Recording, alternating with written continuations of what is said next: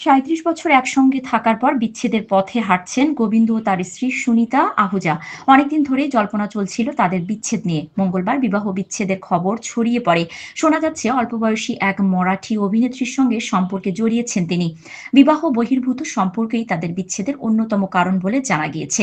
যদিও অভিনেতার দীর্ঘদিনের সহকারী শশী সিংহ জানিয়েছেন, দীর্ঘদিন ধরেই দম্পতির সম্পর্কে উঠাপড়া চলছে।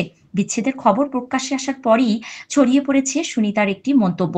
এক সাক্ষাৎকারে বিবাহ বহির্ভূত সম্পর্ক নিয়ে কথা বলেছিলেন গোবিন্দ পত্নী।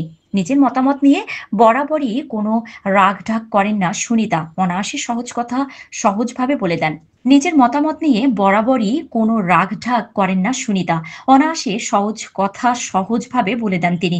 এক সাক্ষাৎকারে পরকীয়া নিয়েও কথা বলেছিলেন গোবিন্দ পত্নী। সেবার তিনি দাবি করেছিলেন, মহিলাদের কখনোই গর্ব করে বলা উচিত নয় তাদের স্বামী বা প্রেমিকের চরিত্র খুব ভালো বা তারা খারাপ কিছুই করেন না। গোবিন্দ পত্নী বলেছিলেন, জনসমক্ষে সমস্ত মেয়ে ও মহিলাকে হাতজোড় করে একটা কথা বলছি, জীবনে কখনো এটা বলবেন না আমার বর বা আমার প্রেমিক কিছু করে না। ভাষায় লাগাম না রেখেই মন্তব্য করেছিলেন গোবিন্দ পত্নী। তিনি বলেছিলেন, প্রেমিক বা বর যদি কিছু করে খুব খারাপভাবেই করবে। বিষয়টা পরকীয়া থেকে বেরোতে বেরোতে হয়তো ২ বছর লাগিয়ে দেবে।